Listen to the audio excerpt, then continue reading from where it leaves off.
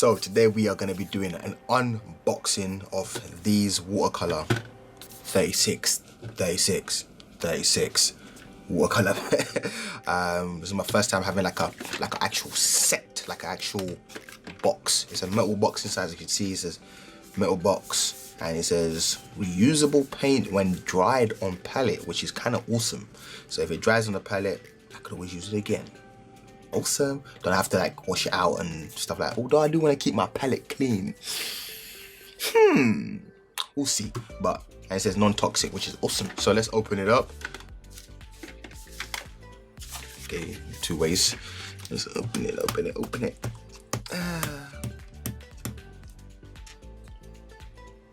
Don't even need actually the case, to be honest. So it doesn't really matter how rough I am with the unboxing. You don't know how excited I get when I get new stuff. But yeah, shout out to Arteza, always supporting your boy. I appreciate you guys. You are awesome and I love your products, man.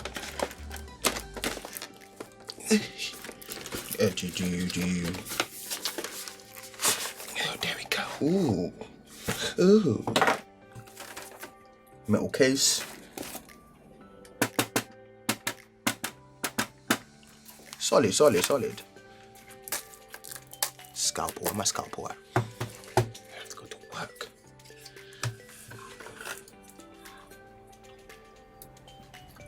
Okay, the scalpel's dead. There we go. Be safe, children, be safe. Don't be using them scalpels out here just so recklessly, you know. Necessary use only. Okay, here we have it. Cool. Ooh, which way do I open it? Okay, it says this way. Got a little logo on top as well. Let's open it up. So this is where you get the mixing, I'm guessing. Yeah. I've seen a couple watercolor artists, you know. Shout out to people like Kirsty Partridge, legit watercolor artists. So I know a couple things already. Been learning a lot from her. So yeah, this is where you mix the colors to get the colors that you want. But we already got a couple colors that you can see here. They've displayed it for you, which is great because I'm one of them ones, isn't it? This is the type of artist I am. I just go with it. Like I just try. If I make an error, cool. I'll just learn from it next time. Or if I discover something new, I remember it. That's just how my brain works. I just go for it. So what we're gonna do today is the same thing. I'm just gonna go for it, just mess around and just try things.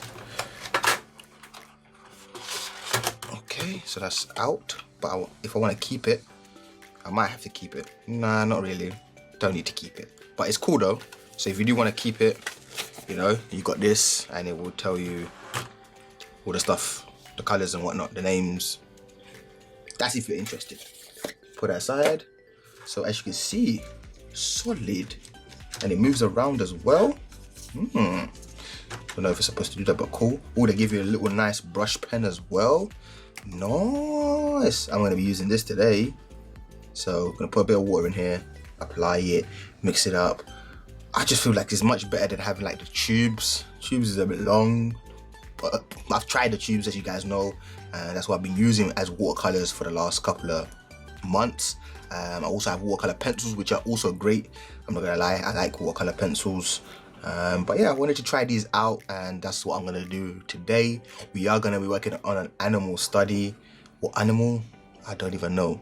Wait, I do know, but we're gonna get into this. So yeah, this is basically it. As you can see, if you are interested in getting one, link will be in the description alongside all the other art supplies that I do use on a regular basis, like my ballpoint pens, the papers, all that stuff.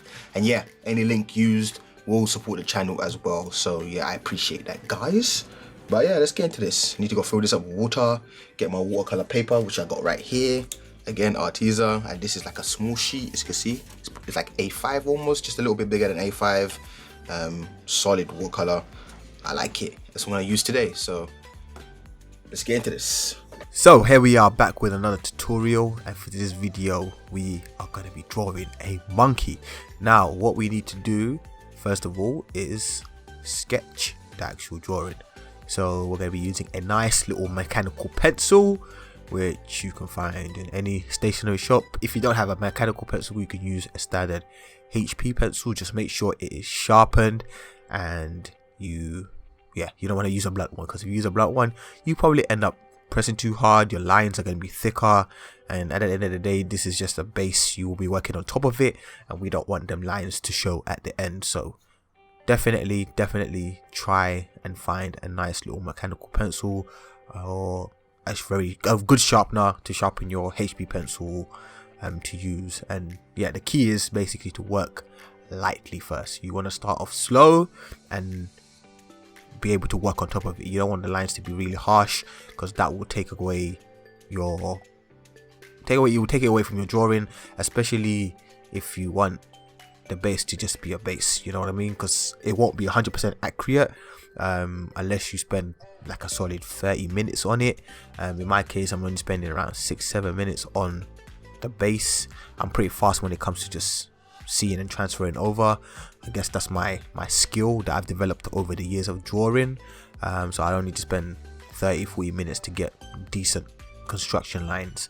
But if you're a new beginner, I would advise you to take it slow, you know, look at your reference photo as much as you can, and then take it from there. Because like I always preach this, I always look at my reference photo more than I do my actual drawing.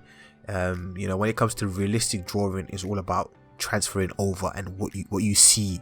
You know, are you looking deep enough into your subject? If you're drawing from like live, are you actually looking at the person you're drawing often? You know, because sometimes you can get caught up, you know, getting in the sketching, thinking, oh yeah, I know everything, I know where everyone's supposed to go, and then you look up and you're like, yeah, that's not how it looks, you know. So definitely, please, you know, this is a very vital part. You know, when you work on the foundation of your drawing, you know, building the rest, it becomes easier. It's like when you see, let's say, a building, when someone's building a building, you know, that they put down the foundation. The foundation takes months upon months, you know.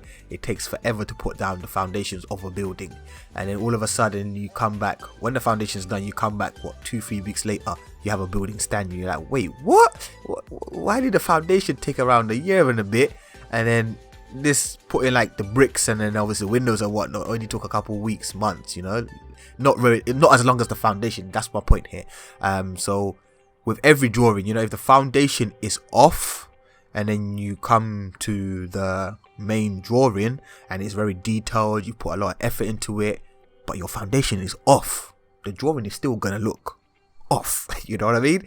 You can't help it. Regardless of how detailed you made it will look like a very good detailed drawing, but is it a replica of what you're actually trying to draw? Is the question you need to ask yourself. So guys, please, foundation, focus on that. Really try and push that and make it a priority. You know, I know I draw very freehand and everything, but my drawings, this is what I'm talking about. Foundation. When I draw with a mechanical pencil like this, you know, do the foundation, it takes me around, let's say, 6-7 minutes. You know, sometimes it could take me a little longer, but then again, I'm working on an A5 piece of paper, so it's not really big, so it didn't take me that long. But normally, if I was to work on, let's say, just straight with a ballpoint, if I was to attack this drawing with just straight ballpoint pen, yeah, and build it up with my Lego technique nice and slowly, that will roughly take me around 5-6 hours.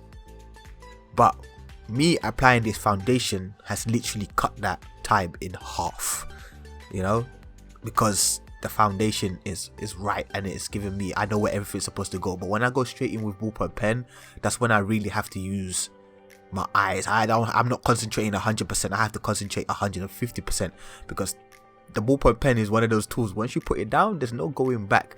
And that's why I love it so much, and that's why I always try to challenge myself, try and push myself. That's why the medium that I use is very rare, and a lot of people are like, you're crazy just for going straight in with pen, like if you make a mistake it's over for you. But I've lost that fear now over the years, and I've learned that there's no such thing as art when it comes to, like, there's no such thing as mistakes when it comes to art. It's all about creating is the most important part. As long as you're putting pen, paint, whatever the medium you're using to paper, and just creating and learning and developing as you go along, that is the most important part when it comes to this whole art thing. You know what I mean? You know, if someone really wanted to define art, what is art? You know what I mean? You know, I could say the way that Cristiano Ronaldo takes a free kick it's art, you know, because he's practiced that so many times. He's thought about it. He's put so much work into that kick, you know, that the way it travels through the air, and you know what I mean. I could say that's art. Or the way Muhammad Ali floats like a butterfly. That's like music and art. You know, everything for me is like, I'm an artist and I look at everything as art. You know, I can analyze anything as art. I can be like, that's art. This is art. The headphones that I wear, it's art. You know, someone created that. Someone drew that down, or you know, someone had that in their brain. That's art. But basically, my point is of this whole sketch that I'm doing right now is you need to lay a good foundation. If you lay a good foundation, you will set yourself up for success. I can't even speak. Set yourself up for success, which is what we're going for. We want to create a realistic monkey today, and I will be using watercolor paints, mixing that with ballpoint pen. That's something that I have done before in previous videos on here to Patreon as well. But these are new. These are like the ones where you get the colors. I should have shown you guys that in the beginning, but I'll just add it in the beginning and add that there. But I got new set of watercolor paints from Patreon. Musa speak. I got a couple new watercolor paints from Arteza. They're amazing. They will support my art, so I got it from them. And yeah, they're not like the tubes. This is like the palette, which is awesome. I've always wanted one, and they were like, yeah, we will send you one so you can use it and try it out. And that's what we're doing today. So this is an unboxing as well as a new tryout thing. Again, art is all about experimenting, and hopefully I'll learn something today as well as you guys as well. See you guys in the next part.